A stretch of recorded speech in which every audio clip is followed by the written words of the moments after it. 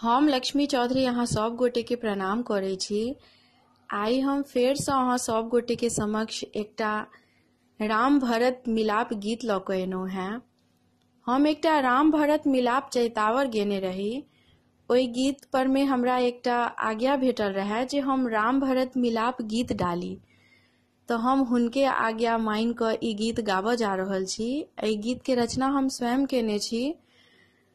हम कोशिश कर रहल छी जे गीत नीक लागे, तथापि हमरा से यदि कोनो अनुचित भ जाय और हम नीक से गीत नहीं गाबि सकी तो हम क्षमा प्रार्थी छी, हमरा क्षमा करब। जय मिथिला, जय मैथिली। माता के कई है कोने विधि, राम के दिल बनवास। माता के कई है कोने विधि, राम के दिल बनवास। तोहरो के पुत्र भरत जी, तोहरो के पुत्र भरत जी, राम जी के सेवक के कई मैया है। राम खराम के लन सिरा धार के कई मैया है। राम खराम के लन सिरा धार, माता के कई है कोने विधि, राम के दिल बनवास।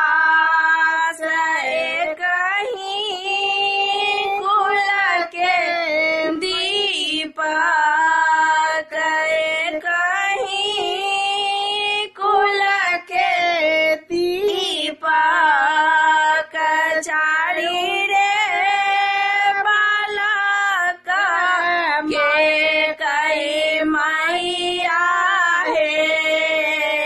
कोने सगुन माँ राम के दिलौं त्याग के कई मैया है।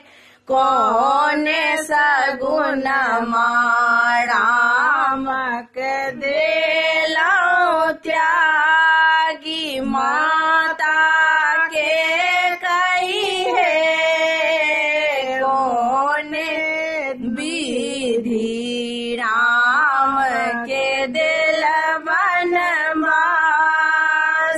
भरत जी के महिमा देखलो, भरत जी के महिमा देखलो, देखलो में धाम के कई मैया है। कुटिया राम खराम विश्राम के कई मैया है। कुटिया राम खराम विश्राम, माता के कई है कोने विधि, राम के दिल बनवास। माता के कई है कोने विधि, राम के दिल